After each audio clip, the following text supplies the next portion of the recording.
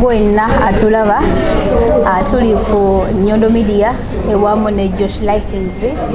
anaye ngambala musizaako mwenna abatugoberera abagoberera Nyondo Media Josh Likings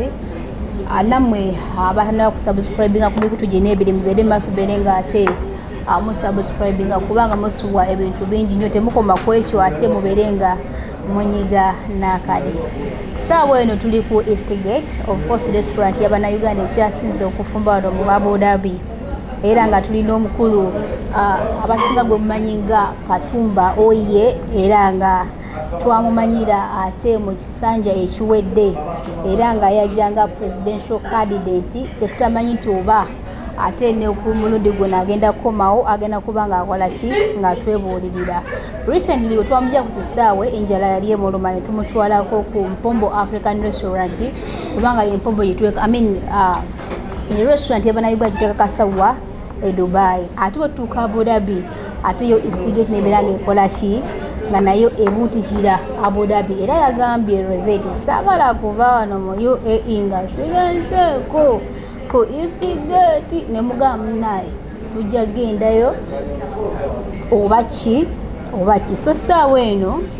tuli ku Eastgate tulidde ekimere alidde ekimere simanyi akisanza tamba saagala mwekole ki mweyogere agenda babuuzaako era amale atuulira ekimere kino kibadde kiti ate nga ne CEO nga naye waali naye abeerenga ate atubuuzaako nate era twagala tumanye ekimere kino yakyefumbira oba eri omuntu abeerayo mu jokooni afumba ekimere ekiwuma bwe kiti akatundako sina kyenyiza bagamba. Wow, kabadde nice. Babuuzeeko mukulu. Bannayuganda bannange mwenna abawangaalira wano n'ebweru w'eggwanga ndi musanyufu nnyo ti oluvannyuma lw'okutabaala UAE United Arab Emirates leero tufundikidde nga tulonkinga akatabo kano ke bayita Life is a Choice nkalonkingidde eno Dubai ndowooza ke kasoose okulonkingibwa mu Dubai nga ka munnayuganda nagamba nze nja kukola byafaayo n'ekyo nkikoze nga globalizinga Uganda kugitwala ku level endala kati n'ekirala bwe maliriza olunaku lwange ngenzeeko omupiira ne bizinesi endala zonna nzirabye paka wenfundikidde wano ku Eastgate nga mpa ekijjulo kyange ekisembyeyo mu UAE yakigadde naye takigadde bubi ndidde nzikuse mpoomeddwa n'okunywa n'onywa taata n'okunywa n'enywa ekyo ng'okikkaatiriza nnyo abatunda kado ng'ekyokunywa n'okulya akikkaatiriza nnyo ekyayogera kituufu yamanyi obuzibu obuliwo nze okundiisa naye mwebale nnyo mwebalire ddala mukyala Nyondo weebale kunnyaniriza nontwala nonnambuza yonna gye nali simanyi nonzaala nono omwami omulimu omulungi gwakoze ogw'ettendo takoma kubeera nti CEO takoma kuliisa buliisa bantu naye ate balina kati omukwano omulala balinga embassy eri Abannayuganda. So that one is very very crucial. It is very very nice. Ndowooza sijamwogerera naye nze kyakoze nsiimye neera ndaba nti I wish everyone could do like him ng'oli eyo obeere ambassador w'ensi yo. Wabadde bandeeta bangambye wano ngeze otuuka nga kumpi Abannayuganda bonna bali wano which is a bit rare. Kumpi Abannayuganda bonna babadde wano nga bagira jjukira twaliko ne wa mwami Mpombo ye yanyaniriza kati ono omwami amakati awo gundi mukyala Jeff yes oweshalja naye nandisaako kolondooza nasiba ntawuka omanyi entawuka zange ne ndowooza lwena bakadaama business nyingi nnyo ze nayitamu ne tuyitakooko ne union biki byonna so really bano banjagadde neera bannange kyetusuubira e Dubai munange ate kyewuunyisa mulimu abagifunamu mulimu abagikaabiramu bingi nnyo bye nalabye byenja okusharinga nammwe nga ntuuse e Uganda naye ng'ekisinga abantu bano babadde so welcoming sebo nzikiriza nkwebalize Luganda bagamba ntya nzikiriza nsiime omukyalo ono mu maaso go nera nzikiriza nkusiime mu maaso gono omukyala n'eri kamera mwebale kulabirira bannayuganda. Nze najja sina mmanyi, yes baali bammanyi kubanga bannyaniriza, naye si buli omu nti aba akumanyi, naye banjagadde nnyo, bantambuzizza. Akatabo kano kalonki nga tebyabadde byangu kubanga I didn't know the place, I didn't know what, but before I got to know nga abantu bazze nga kwegamba ekintu kifuuse colorful. Thank you bannange, mwebalire ddala abannayuganda, webale mukyala Rozet. Manyi mu Luganda bagamba etasiima ebira gikola ki? Ajowa. Sebo webalire ddala mukulu CEO. Kale mukama wange nawe webali kusoma n'ojja. Olinga embase wano. Ekyo jjako akabuuza. Oba olina munnayuganda gw'onomye yakubula. Yes sebo. Oba musanga. Omusanga atali muzi wa misango. Abantu tebasinga bazi ba misango. Naye mukwano gwe yakubulako. Girlfriend we bamuweerezeza ettaka n'azirya. Wano ku Eastgate tuyinza tambula nnaku 3 mu 5. Yes. Abantu abasinga bakusanga ne bakuyita Eastgate. Amanya gaffe gali wata. Mpozi mbalamusizaako abawagizi baffe abagoberezi ba Nyondo Media Youtube. Amanya amatuufu n'amazaale bampita Godfrey Katongole. Ye nnyabo. Oli kitange oli mwannyinaze oli wante. Kasaba ngo Katongole. Oli jjajja tekati wano nze nvaawo. Tukusanyukidde nnyo. Bulijjo ne bujjanga tuyagala kubanga Jjajja wa Buganda. Mpozi abantu abasinga obungi bampita Kojja, bampita Eastgate, bampita omutembeyi wa Katogo. Ago gonna amanya ndi musanyufu nago. Yomuseerana yakwita banga ndi musanyufu. Mukyala Rozet tukuyanziza nnyo omukisa guno n'otuleetera omukulembeze Eastgate no tulina ekyenjawulo kuba buli high profile personnel in Uganda atuukako wano. Lazima. Bangambyeko ne media abaddeko wano. Media yasooseewo Katrina omukulembeze, last time twalina President Kyagulanyi Ssentamu. Bantu bangi tubeera nabo wano. Awo omuntu agala okuwuliza kubanga kyensuubira mulimu n'era restaurant engali z'Abannayuganda. However nze sizimanyi sijja kulya manyi Eastgate. Naye lwaki nti buli muntu wano waggwera. Ekyo kankiddemu. One ali so like ali hospitable. Nti aku making of feeling anti you at home. Nze nkuwa experience gyenfunye wano. Ekyokubiri ye nga ye omuntu ali welcoming. Like ayagaliza ali welcoming. Ntuuse wano nga ninga kabaka. Nga bannayuganda bonna basanyufu. Nga emmotoka zipakinze manyi ngenda kulaba bakyongoli baki nga bannayuganda be bali wano. Naye ate nga buli gwolaba mulimuko kamulumulu. Oba ntegera bulungi mulimu oli nga ajja omusanga alimu akamulumulu. Naye it was so open, people were welcoming and they were interacting with him, they are valuing him. He's like his neighbors here, like himself. Because abeera consolate, like kyakola kirungi. Botuuka ku byokulya byogga obisanze otya kubanza emmere yewoomye kana akatunda kalinga akava e Uganda okalaba kase n'okukka kanterezemu omukulembeze akatunda tekalinga akava e Uganda akatundako mukamange kaviira ddala Uganda tukakamuzangalo ng'ogyeko sukaali omwana gwateekamu tetulina additive ndala yonna aneera nkiwulidde temuli preservative, it's a fresh passion juice. Actually bwebuuliza ku kyemmere Rozet ekyenjawulo kyetulina Eastgate ebintu byetukozesa wano 9.5 ku buli 100 biva Kampala ate mu kuva e Kampala tetulina ate bagendamu ebinyeebwa asooka ateekemu ensigo za fene no Uganda original farmer netubye processing era netukituusa ekyenyanja nga kiri ku original tetukozesa babroka sigamba nti tuli ba mulugube n'olw'ensonga emu oba endala njagala nnyo omuntu ambulemingira ensonga nga nina ansa yaayo oli mutuufu nnyo naye ekituufu nze emmere empoomedde nere like njagadde buli kimu kiri very very nice. I liked everything. Banange bagamba etasiima ekola ki ebulaagiwa banange abantu b'e Dubai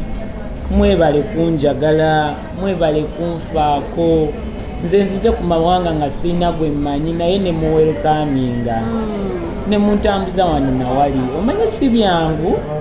ne mundagazi bizinensi zammwe sigamba nti nze ali mu ntebe naye nga munfeelingisa that nze ali mu ntebe you know what it means like ne mundagayo birungi najja ku benchmarkinga really I've benchmarked ne mundaga enguudo ne mundaga bingi nnyo bye mukoze like mwebale nera ngenda kuddayo Uganda mbagambe olugendo terwansala nera n'abakaaba nabo mbasanzeemu mugume ensonga tugenda zikolako mumpolampola mugume mwenna kubanga si buli omuntu ali bulungi bangi nnyo kati ng'ab'omu biyumba mulimu abali mu zovasite mulimu bingi naye kwegamba tulina engeri gye tubikwasaganya kubanga kati kululi nasinkana mukyala Zaina ayambako abo abakoze eki Zainabu abatalina byogera okitegeera ne mubeeramu kwegamba bangi nnyo n'omukyala ye mama Dubai olaba muwala muto naye ng'ali kulwanirira afaayo sigamba nti twogera byogere nabirabyeko oba okiraba mukazi afaayo eri abantu n'omuwulira n'agamba nze omuwala waabeera mu kiyumba nga wange tebamukwatako otegeera like she's passionate n'omulaba ng'ayomba mubayita baloko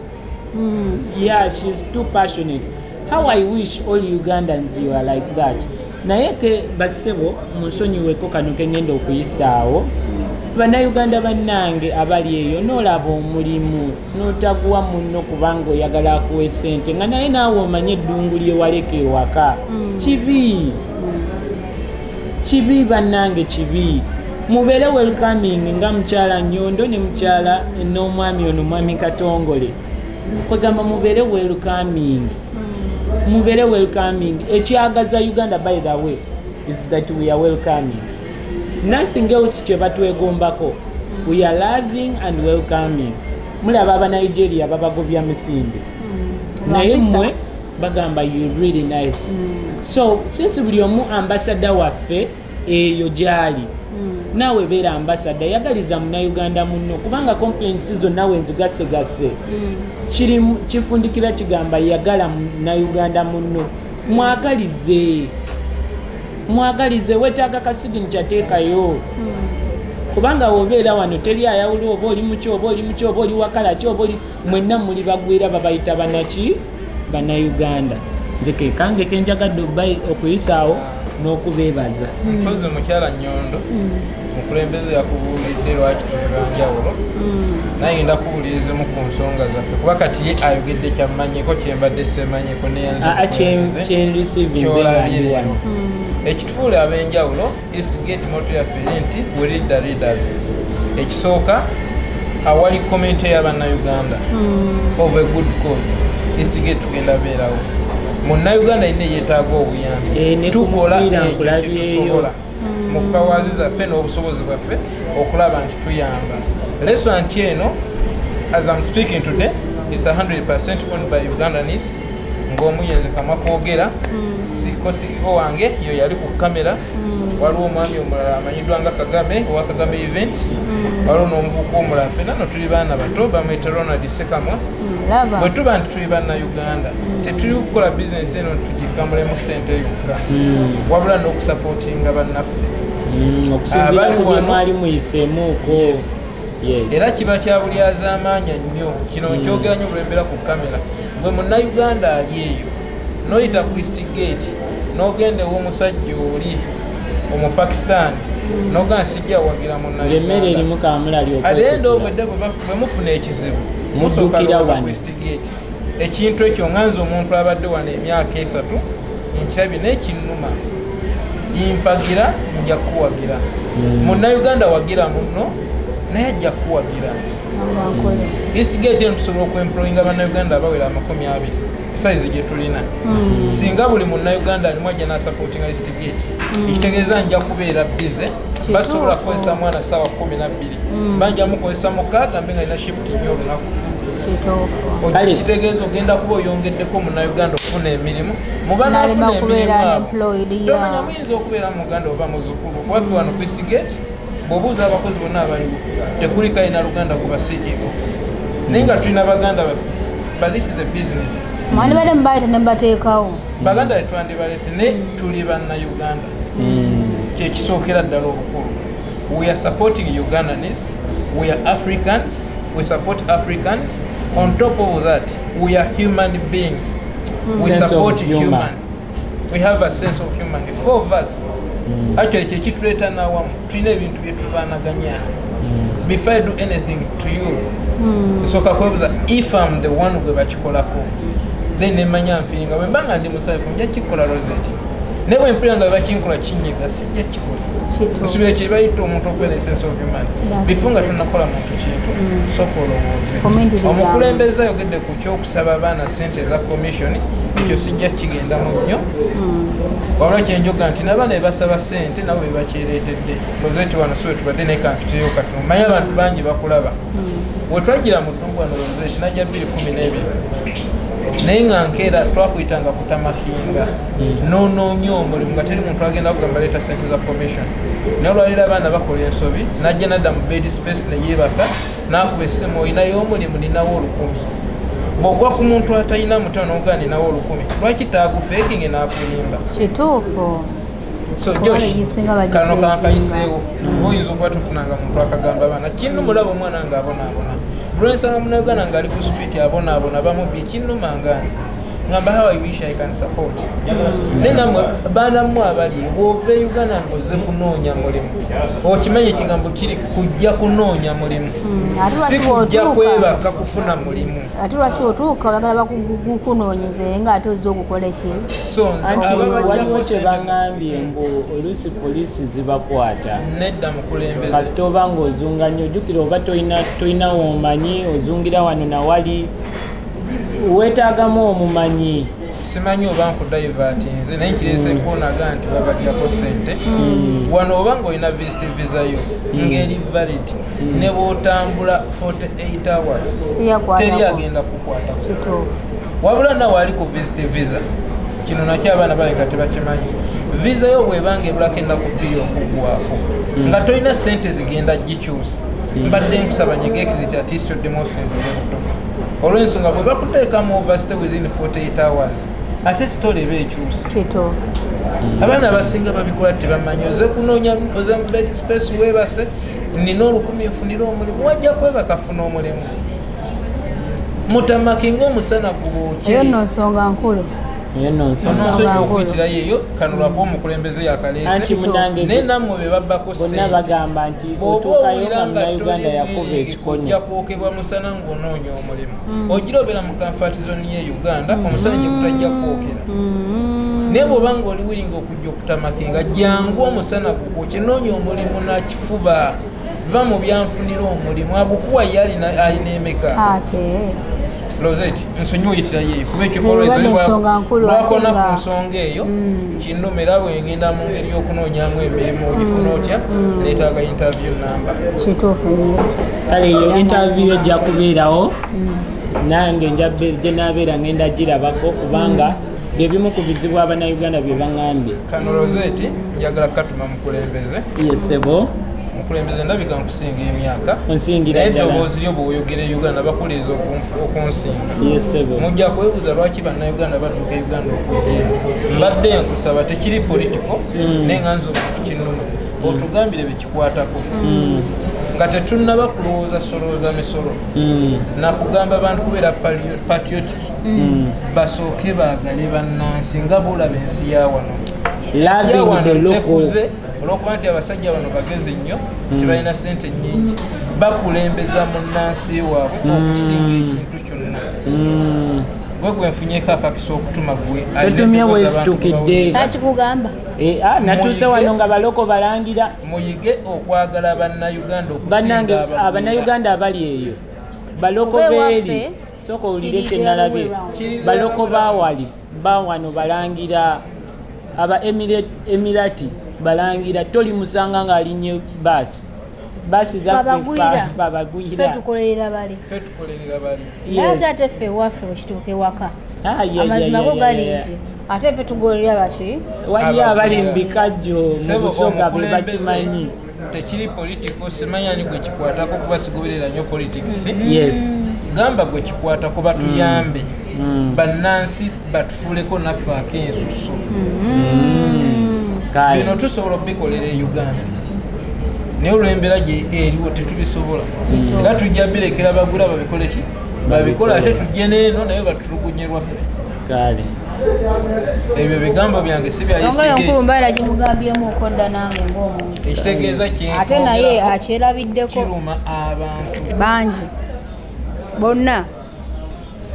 ekyo nkyogedde olw'okuba nti ndi ne presidential candidate era naye Katonda waba atuwadde insha Allah noba ng'ogituddemu entebe ennene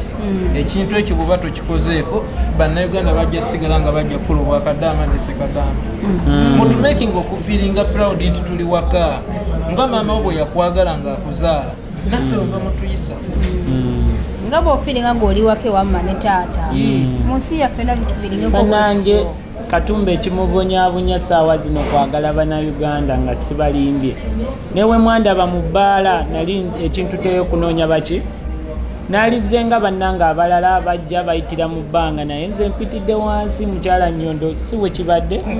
mu zibedi space mwana simanyi biyumba mwana biki naye nga kyonna nkikola lwa mukwano gwe nnina eri Uganda n'abannayuganda right now muyita mu ddungu kubanga temunnalaba naye nze nabagamba ngenda bajja mu ddungu mbatwale e Kanani amina mwebale nnyo mwebalire ddala tweyanziza nnyabo nze sijja vaagulu nga sikolinze bannayuganda mujje mwagire Eastgate tukola ebintu bingi bw'oba oyinayo embagayo oyinayo baby shower ndowooza Rozet ojja tuwa mu mbeera eyo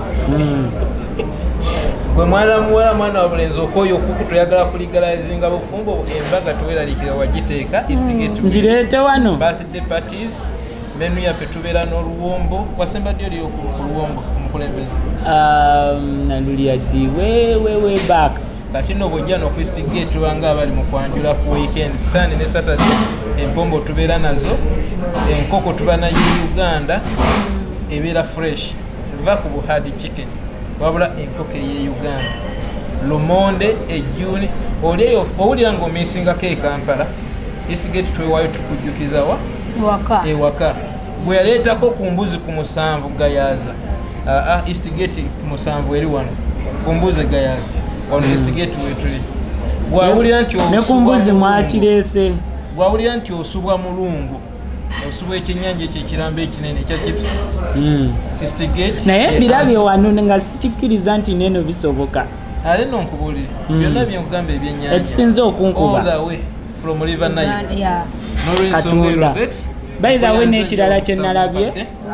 akasembayo bambi munzikirize abannayuganda abalima eno tebalina mmere nera mukole bannange mufuule pulezidenti wammwe ndabe engeri gye tuliisaamu eno tebalina mmere kituufu tebalina mmere bagijja waka so kati tuli ku luzinga sente nyingi nnyo fe abali badde baliisa bano abantu bannange ebyokwogera bingi naye ansa nina ntono mwebale nnyo mwebalire ddala akatabo kakano tukalonkingiddewa Dubai twakalonchingidde Dubai abasoose okubeera ab'amaanyi twabasanze ku East ne katuuka Abu Dhabi Abu Dhabi katuuseeyo Abu Dhabi tukakozeeko emikolo wanonga bakawadde amaanyi sikalabangako mwebale nnyo mwebalire ddala Josh Likings ya akoze atya Josh Likings Josh okoze otya taata so gonna abadde ko Josh Likings Nyondo Media neyongera okubanga ate ankwebaza okutufollowinga n'okutwagala n'okutukkiririzaamu era nga ate tugenda kusukka kaawo wabula okwebaza omukulu CEO Josh Likings olw'omulimu gwakola ne Nyondo Media mwebale nnyo mwebalire ddala za kati naffe katutindika eggendo mpaka Dubai naye nga Josh olina ebbanja okujjako ate Dubai tukoleyo yo ka content konna kuba munnayuganda wesibire n'ogamba mbu ate Abu Dhabi eggulu lya ku nsi ate nze kyesikiriza nti Abu Dhabi Dubai eggulu lya ku nsi n'omukulu akyogedde I sign out wanji mwebalire ddala wagitata gale munnange bulijjo wante tidde Yoshi